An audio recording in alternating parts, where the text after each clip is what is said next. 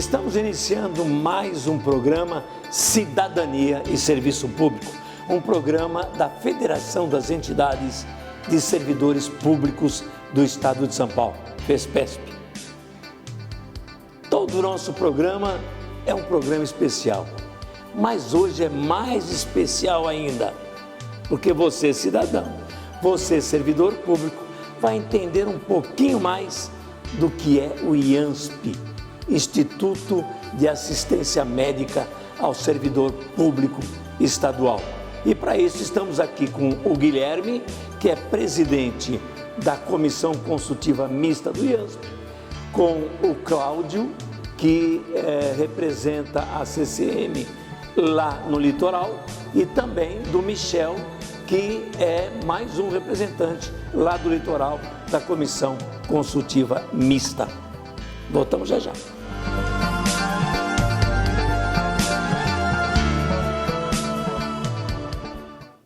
Estamos de volta com o programa Cidadania e Serviço Público, um programa da Federação das Entidades de Servidores Públicos do Estado de São Paulo, FESPESP. E hoje vamos conversar sobre saúde, sobre o IANSP, saúde do servidor público. Você, cidadão que está nos assistindo, sabe que as grandes empresas, todas elas fornecem uma forma de ajudar o seu funcionário, o seu trabalhador com o sistema de saúde. E o Estado é a mesma coisa. Aliás, o Estado tem um número enorme de servidores e, portanto, ele também tem a obrigação de tratar a saúde dos seus servidores. Não é bem assim, você vai entender por quê. Por isso estou aqui com o Guilherme Nascimento. O Guilherme Nascimento é presidente do CAPESP, que é o Centro Associativo dos Professores, não é isso? Dos profissionais de ensino do Estado de São Paulo. Do Estado de São Paulo. Vocês vão se apresentar melhor do que eu falando. E também é presidente da Comissão Consultiva Mista do IANSP, o CCM, a CCM e IANSP, certo? Isso. Guilherme, a coisa, na última vez que nós conversamos aqui no programa, estava complicado esse Instituto de Assistência Médica do Servidor Público Estadual. Mas parece que as informações últimas que chegaram, a coisa piorou muito. O que nós temos nesse ano de 2019, e que nos surpreende bastante, a gente percebe um imobilismo muito grande, tanto dentro do hospital como na rede conveniada, né? E num sistema de saúde, quando você provoca esse imobilismo, a consequência direta é a piora no atendimento. Então hoje a gente tem na rede uma série de problemas, a gente tem contratos que não estão sendo renovados, a gente tem corte em pagamentos de alguns serviços, existe uma parte da verba do nosso orçamento que foi contingenciada, né? Há um pedido do governador para que ocorram cortes dentro do IANSP. Então hoje e a consequência disso, Gozzi, quem sofre na pele é o usuário, né? Então se no ano passado, por exemplo, para marcar uma consulta, né, às vezes o servidor tentando marcar uma consulta, que já é uma dificuldade muito grande, ele conseguia com 60 dias, 70 dias de intervalo de tempo. Hoje isso está indo, dos 60 está indo para 75, 80, 90 dias, porque há uma política deliberada de corte nos atendimentos e com a conclusão é o aumento da fila, né? Nós temos um pronto-socorro no Hospital do Servidor Público que é caótico o atendimento, né? O tempo de espera, ele pode ser medido não em algumas horas, o que já seria absurdo, mas em algumas dezenas de horas. Passa de uma dezena de horas o tempo de espera do atendimento. Entre fazer ficha, ser atendido, o usuário que vai ali fica 12, 14, 16 horas. Isso na urgência, você está falando? Pronto-socorro. Pronto-socorro. Isso é pronto-socorro. Então, é o primeiro atendimento de quem chega lá passando mal. Emergencial. Né? Quem vai no pronto-socorro vai para um atendimento emergencial. E ele fica ali numa fila de espera de horas. E isso já foi matéria pela mídia em diversas ocasiões. A televisão já esteve por lá, a imprensa, papel, escrita já esteve por lá. São denúncias constantes nas nossas plenárias, né? Não é falta de conhecimento por parte da administração dos problemas que ali tem, até porque eles são questionados até pela própria imprensa, né, para dar alguma resposta. Mas assim, não existe uma ação concreta para resolver o problema. São promessas. Você falou em corte e contingenciamento, Isso. Que parece que está virando média no Brasil. Lógico. Nas universidades, na educação, na saúde. Nós vamos voltar a falar disso aí já já. Cláudio, você lá, o que você sente nesse atendimento lá no litoral? Depois desse contingenciamento, depois desse corte, eles cortaram 25% dos atendimentos. Ou seja, tudo isso estão fazendo para postergar o atendimento. E isso nos preocupa muito. Tanto que no dia 25 de julho, nós vamos fazer um protesto, um abraço ao hospital e as denúncias contra essa diminuição de verba.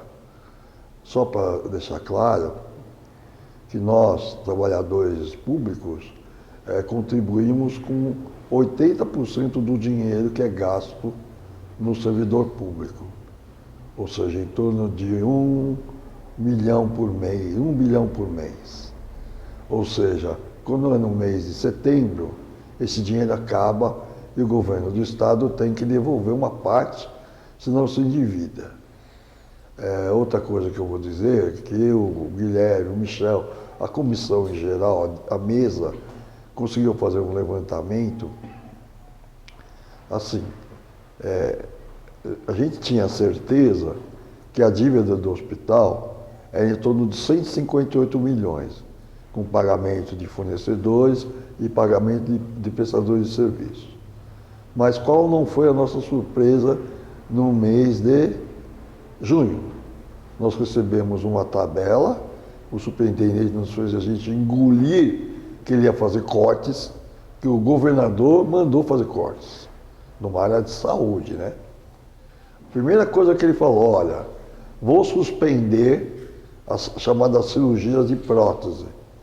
Aí uma representante nossa, inclusive da Baixada, perguntou a ele, qual é o valor que você vai cortar?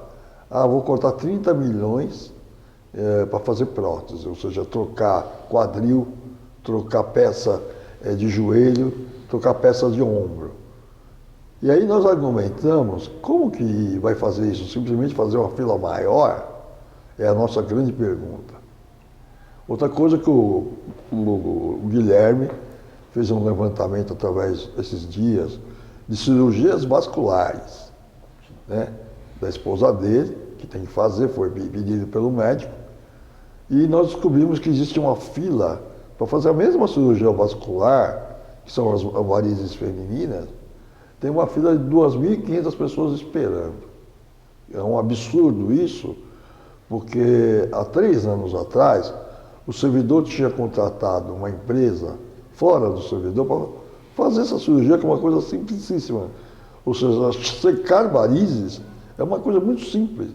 E esse mesmo superintendente cortou esse serviço falando que é economia.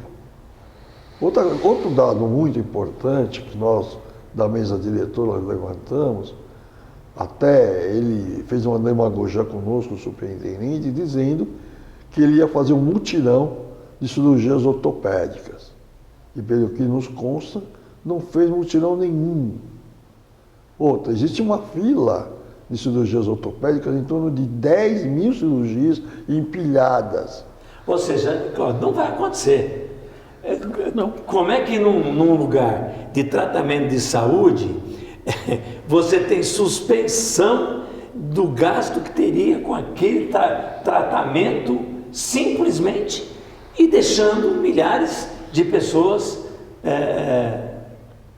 numa última reunião com o superintendente, foi em junho, depois ele não nos recebeu mais, quando ele veio avisar que ele ia cortar, eu fiz uma pergunta, como é que você vai supervisionar ou você vai fiscalizar os prestadores de serviços do interior? Porque no interior a gente sofre mais. No interior não são feitas cirurgias eletivas, são feitas cirurgias de emergência. Não existe um agendamento de cirurgias no interior, por exemplo, do joelho, não existe cirurgias do ombro, não existe vascular, não existe no interior. Ou seja, as pessoas são obrigadas a vir para São Paulo tratar-se. E o custo médio hoje de um deslocamento do interior para a capital é em torno de R$150 cada vez que a gente vem para a capital. Deixa eu fazer uma pergunta para o Michel. Michel, quem está nos assistindo deve estar pensando, bom, mas de onde vem esse dinheiro principal que mantém o hospital do servidor público para o servidor público? De onde vem? Somos nós que contribuímos, os usuários. Os próprios funcionários públicos são descontados em torno de 2%, né, dos seus vencimentos e contribuem. Em torno de 1,05 bilhão é o orçamento que nós contribuímos. E o Estado de São Paulo contribui esse ano 450 milhões, foi isso? Em torno? 404. E agora com esses cortes aí de 80 milhões, contingenciamento de mais 80 e mais uma previsão de 80 milhões de cortes do extrateto, né? Então, na verdade, o governo está se retirando do Hospital do Servidor Público Estadual. Sim. Ou o dinheiro é dos servidores, isso quando ele repassa certinho, né? Porque ele recebe na folha, ele repassa imediatamente isso. Não. A princípio deveria ser assim. Mas não. Mas não é. Não. Então, na verdade, ele trabalha um pouco com o dinheiro arrecadado do servidor para o hospital do servidor e fazendo cortes. E aí? Esses cortes todos. Então, esse ano a gente está numa situação muito gritante, né, dessa questão que falta o orçamento. Sempre existiu a falta, mas esse ano está demais. Então, como o Guilherme disse, esse imobilismo por parte do governo do Estado, por parte da superintendência do IANSP, a gente tem que transformar numa mobilização dos servidores. Então, o próximo dia 25 agora, de julho, é a primeira data, não vai ser a única, vai ser a primeira data de um começo de mobilização do funcionário público em defesa do IANSP. Não existe um caminho, veja bem, eu estou sabendo que tem um projeto na Assembleia Legislativa de formatar, como é que chama? Numa autarquia especial. Autarquia especial do IANSP. Isso. Está lá parado. Não existe agora com o novo governo a intenção de privatizar, não? Eu acho que essa intenção já existia até nos governos anteriores, mas nessa é primordial, acho que talvez seja o motivo maior que está por trás de tudo isso. Até porque no início da gestão desse novo superintendente, ele já disse que não haveria novas contratações de funcionários. Então, não havendo novas contratações de funcionários e com uma demanda que aumenta a cada dia, a gente subentende que o que vai ocorrer é mais um aprofundamento de terceirizações dentro do próprio Hospital do Servidor. Terceirização também custa, né? Sim. E muitas vezes custam mais. Às vezes tem contratos que custam mais do que se você contratar um funcionário diretamente. Mas tem interesse político na contratação. Com certeza. Como é que está essa terceirização no IANSP? Então, por exemplo, a gente pegar o caso do pronto-socorro, né? Que está numa situação totalmente caótica, né? Não há contratação de funcionários, não há contratação de médicos, então a tendência é aquilo continuar cada vez pior, né? Então você vê assim, aquele receituário clássico, né, dos governos neoliberais. Você tem um serviço e aí você vai sucatear aquele serviço, né, deixar ele cada vez pior, e aí você vem com a solução mágica. A solução mágica é a terceirização. E na terceirização, quando aparece a terceirização no início, ela dá um impacto, aquilo parece que vai andar bem. Mas é um caminho para privatizar. Mas é um caminho para privatizar. E assim, e comparado com o que eles deixaram, o usuário fala, não, mas agora está melhor. Então fica difícil você mostrar para o usuário, olha, o teu dinheiro não foi aplicado, né, e agora o teu dinheiro está sendo aplicado para pagar uma empresa que, por um motivo qualquer, ganhou uma licitação, né, dentro lá dos padrões, uma OS que se apresenta como na área da saúde, para tocar um serviço que a gente poderia ter, às vezes, como o Michel mesmo falou, com um custo menor nosso, com uma eficiência, com uma cobrança pública, né, de trabalho, né, e com um investimento próprio, né? O que a gente tem é uma busca deliberada para, isso que a gente percebe ao longo do tempo, para que terceirize setor por setor. Não é ter um dono, o Hospital do Servidor Público, mas assim, é fatiar diversos serviços para diversos pequenos donos. E de repente está privatizado. E aí aparece como solução, né, o nosso atual superintendente, conversando conosco logo no início do ano, né, fevereiro, março. Nós temos a solução para o Hospital do Servidor, para o pronto-socorro do servidor público. Nós vamos fazer uma outra forma de atendimento, um pronto atendimento mais eficiente, melhor. Eu vou chamar aí, o nome desse projeto chama-se Fila Zero, né? E a partir de abril vai começar a funcionar. A gente está até comentando que chegou abril, mas não abriu. Né? Chegou o mês de abril com L, mas o serviço não foi aberto, não abriu com U. Né? Então, assim, não funciona. Ia começar no dia 1º de abril, no dia da mentira, é isso? Não sei se está no 1º de abril. Ele colocou, não, em abril vai funcionar. Mas e aí a gente vê o seguinte, passa abril, nós já estamos em julho, né, na metade do mês de julho, e continua tudo na mesma. Isso é que caracteriza o imobilismo. Né? Então, o projeto de autarquia especial está parado na Assembleia Legislativa, é o imobilismo. Né? O pronto atendimento está parado dentro do Hospital do Servidor Público, é o imobilismo. Os contratos no interior para a rede conveniada, elas estão paradas. Então, assim, mantém o imobilismo. Você fazer um sistema desse durante 7 meses, ficar parado, você piora de uma maneira deliberada o atendimento médico. Na prática, lá no litoral, o servidor que precisa fazer uma consulta médica, como é que ele faz? Olha, consulta médica no litoral, até os servidores conseguem fazer. O problema todo é fazer os exames. Tem exames, por exemplo, ultrassom, raio-x, tem que andar 160 quilômetros para fazer. E consegue fazer logo? Não consegue. Também tem marcação demorada? Muito. Porque perde a validade. Uma das coisas que a gente contesta é que os serviços, por exemplo, de exames de imagem na rede toda, no interior todo, ele é precaríssimo.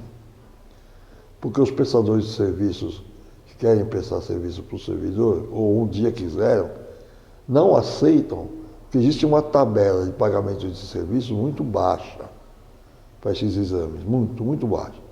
Eu vou pegar o exemplo, em Santos, nós tínhamos uma clínica que fazia fisioterapia para nós, prestava serviços. No final do mês passado, acabou o contrato. E simplesmente eles nos ignoram quando a gente fala, vamos contratar outra clínica. Não contratam. Porque o superintendente mandou fazer o corte. Então, ou seja, ninguém mais vai ter fisioterapia por enquanto prevalecer o corte. Só para comentar, se fazer um comentário ilustrado, nós na mesa descobrimos, nós falamos agora há pouco, eu falei dos 153 milhões de dívida, né? Só que nós descobrimos que tem o dobro de dívida. E esse congelamento, o governo quer tentar arrumar um dinheiro para fazer mais dívidas. Aí nós chegamos a uma conclusão que ele fez uma reforma, o governo anterior, que é o mesmo do PSDB, a gente tem que deixar claro, eles usaram o dinheiro do contribuinte, ou seja, dos sócios, para fazer uma reforma que custou cerca de 153 milhões de reais. Ou seja, não tinha que ter essa dívida, porque na época o superintendente nos colocou que o dinheiro era do governo do Estado. E não era. Usaram do nosso dinheiro de contribuição mensal e deixaram essa dívida. Outra prática assim absurda. Quando chegamos no mês de setembro, Góes, eles fecham os pagamentos dos prestadores de serviço. Eles vão pagar só no mês de março do ano seguinte, porque tem um exercício orçamentário. E isso a gente está a fim de começar a encher o saco deles, porque isso é absurdo. Aí quando você corta o pagamento, o pessoal do interior não tem mais atendimento. Só vai ter atendimento em março. Então, eles fizeram um complô, né, na época da outra gestão, fizeram um conluio de empresas que são colaboradores do governo do Estado. Então, alguns não reclamam, porque são contribuintes do PSDB, da campanha. Então, receberam alguns contratos com o IANSP. Tem empresas pesadas que receberam esses contratos. Inclusive, na capital, tem um grande laboratório, mas eu presenciei, numa reunião de partido, os caras ofertando dinheiro pro cara. É uma coisa que virou uma rede de amigos na área de saúde que a gente tem que começar a investigar, tem que começar a delatar, tem que começar a apontar qual é o valor real desses contratos. Na transparência, o outro superintendente mandou a gente consultar. E eu consultei todos os contratos. Só tem um extrato de contrato, não tem a veracidade dos contratos, não estão. O que eles executam? A terceirização é um problema realmente político no Estado, né, Michel? Terceirizar favorece a próxima eleição do governante? É um problema político, às vezes problema até criminal, né? Porque o último gestor que esteve na superintendência, ele saiu com um processo de improbidade administrativa denunciado pelo MP, um contrato que girava em torno, acho que tudo, com multa e tudo, acho que em torno de, se não me engano, 405 milhões. Tinha uma empresa de fora trabalhando lá dentro, não é isso? Sim, sim. Então havia... E como é que ficou esse processo? Então, havia inúmeras irregularidades nessa questão, e aí o Ministério Público, depois de uma investigação, conseguiu embasar essa denúncia, né? Agora, nesse momento atual, eu não tenho essa informação como está esse processo. Não sei se o Guilherme sabe alguma coisa. Está correndo no TJ. No TJ. E não dá para a gente se aproximar da juíza que está julgando. Ela não nos atende. Mas é público, não é? Está em segredo de justiça? Não. Não, acredito que não. Então, via advogado, vocês têm o direito de chegar lá e...